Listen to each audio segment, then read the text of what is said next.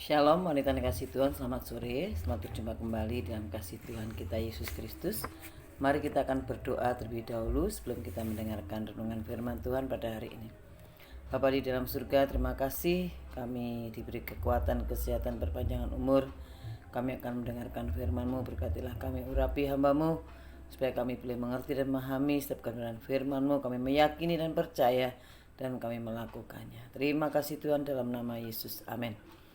Wanita yang kasih Tuhan, pada sore hari ini saya akan memberikan satu judul, Tuhan Gunung Batu yang Kekal. Di dalam Yesaya pasal 26 ayat 1-4. Tuhan Gunung Batu yang Kekal di dalam Yesaya 26 ayat 1-4. Demikian firman Tuhan. Pada waktu itu nyanyian ini akan dinyanyikan di tanah Yehuda. Pada kita ada kota yang kuat, untuk keselamatan kita Tuhan telah memasang tembok dan benteng. Bukalah pintu-pintu gerbang supaya masuk bangsa yang benar dan yang tetap setia. Yang hatinya teguh kau jagai dengan damai sejahtera, sebab kepadamulah ia percaya. Percayalah kepada Tuhan selama-lamanya, sebab Tuhan Allah adalah gunung batu yang kekal. Amin. Wanita yang kasih Tuhan, pada sore hari ini kita akan mendengarkan nasihat sekaligus perintah Tuhan melalui Nabi Yesaya kepada umat Tuhan pada waktu itu, di mana nasihat ini masih berlaku pada kita sampai hari ini. Dan nasihat juga perintah itu adalah percayalah kepada Tuhan selama-lamanya. Jadi percayalah Tuhan selama-lamanya. Bukan kalau kita diberkati percaya, kalau enggak percaya. Ketika hati kita enak percaya, kalau enggak percaya enggak. Tapi selama-lamanya. Artinya sepanjang hidup kita, setiap hari, setiap waktu. Percaya pada Tuhan sampai akhir hidup kita. Percaya Tuhan selama-lamanya. Mengapa kita harus percaya kepada Tuhan selama-lamanya? Karena di dunia ini banyak sekali perubahan-perubahan yang terjadi. Kita tidak pernah berpikir bahwa akan terjadi corona 2 tahun ini, ya. Kita juga tidak pernah berpikir mungkin akan mengalami penyakit sesuatu, atau kita tidak pernah berpikir apapun dalam hidup kita. Hari ini kita sehat, belum tentu nantinya kita sehat. Hari ini kita sakit, belum tentu sakit terus. Ada kesembuhan dan pemulihan. Jadi setiap situasi, kondisi yang masih ada di dunia ini akan mengalami perubahan. Untuk itu kita tidak bisa percaya kepada satu keadaan, satu kekayaan, atau percaya kepada manusia. Kita akan kecewa. Tetapi di sini percayalah kepada Tuhan selama-lamanya. Mengapa? Karena jelas dikatakan di sana, karena Tuhan itu adalah Tuhan yang tidak pernah berubah. Tuhan yang tidak pernah mengalami perubahan. Ya, keberadaan Tuhan itu kekal. Artinya sebelum ada, semuanya ada, Tuhan sudah ada. Dan nanti ketika lenyap, Tuhan tetap ada. Di sana digambarkan sebagai gunung batu yang kekal. Jadi digambarkan sebagai gunung batu yang kekal. Artinya tidak ada perubahan. Tuhan tidak pernah berubah. Di dalam Wahyu ayat 1-8, Wahyu pasal 1 ayat 8, Aku adalah Alfa dan Omega, firman Tuhan Allah, yang ada dan yang sudah ada dan yang akan datang, yang maha kuasa. Tuhan itu yang awal dan yang akhir. Dan kita ada di tengah-tengah sebagai ciptaan yang nanti akan berakhir.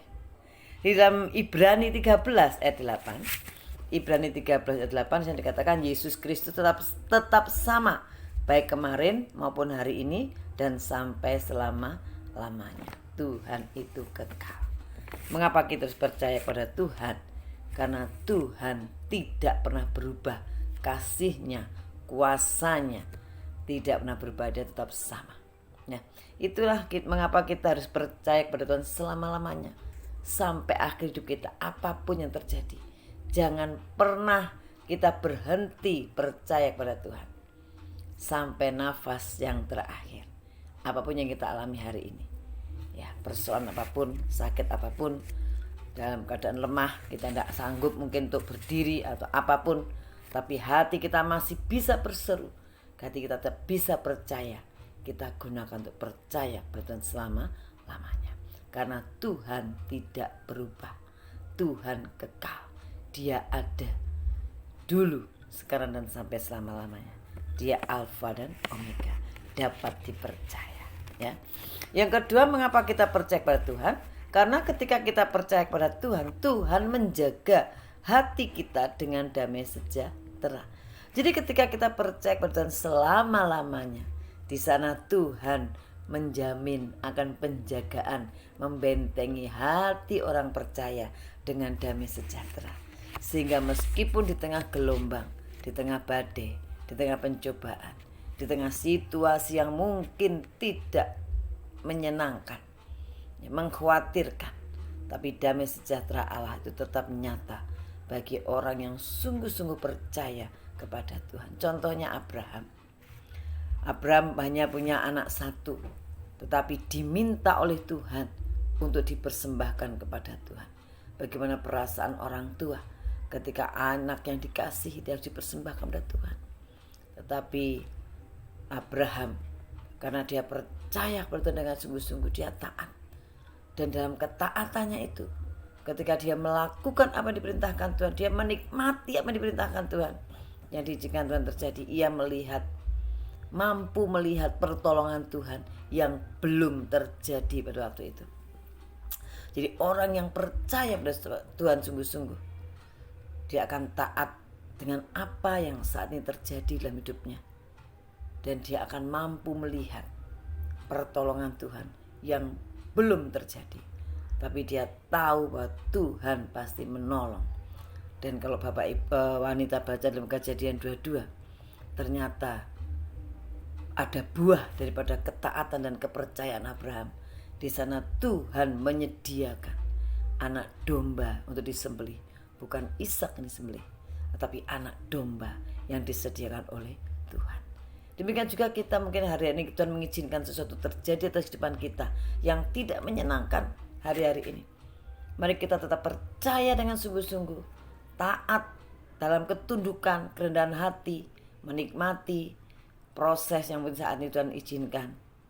Dan nanti kita akan mampu melihat pertolongan Tuhan yang pasti akan dinyatakan. Meskipun hari ini kita belum melihat, tapi pasti akan terjadi. Itulah orang yang percaya. Dalam Roma 8 ayat 16-21, Roma 8 16-21, karena itulah kebenaran berdasarkan iman, supaya merupakan kasih karunia, sehingga janji itu berlaku bagi semua keturunan Abraham, bukan hanya bagi mereka yang hidup dari hukum Taurat, tetapi juga bagi mereka yang hidup dari iman Abraham. Sebab Abraham adalah bapa kita semua.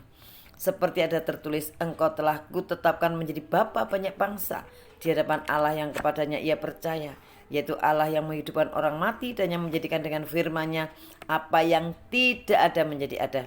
Sebab sekalipun tidak ada dasar untuk berharap, namun Abraham berharap juga dan percaya bahwa ia akan menjadi bapa banyak bangsa, menurut yang telah difirmankan, demikianlah banyaknya nanti keturunanmu. Imannya tidak menjadi lemah, walaupun ia mengetahui bahwa tubuhnya sudah sangat lemah, karena usianya telah kira-kira 100 tahun, dan bahwa rahim Sarah telah tertutup. Tetapi terhadap janji Allah, ia tidak bimbang, karena ketidakpercayaan, malah ia diperkuat dalam imannya, dan ia memuliakan Allah dengan penuh keyakinan bahwa Allah berkuasa untuk melaksanakan apa yang telah ia janjikan.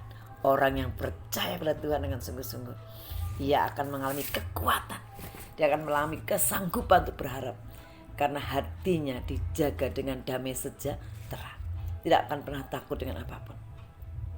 Damai sejahtera Allah menjamin bagi kita orang-orang yang percaya dengan sungguh-sungguh kepada Tuhan. Untuk itu wanita yang dikasihi Tuhan, mari apapun yang saat ini terjadi dalam keluarga kita, mari kita tetap percaya, mempercayakan diri kita, percaya sepenuh pada Tuhan, maka Tuhan menjamin pertolongan dan menjamin damai sejahtera, menjaga hati kita.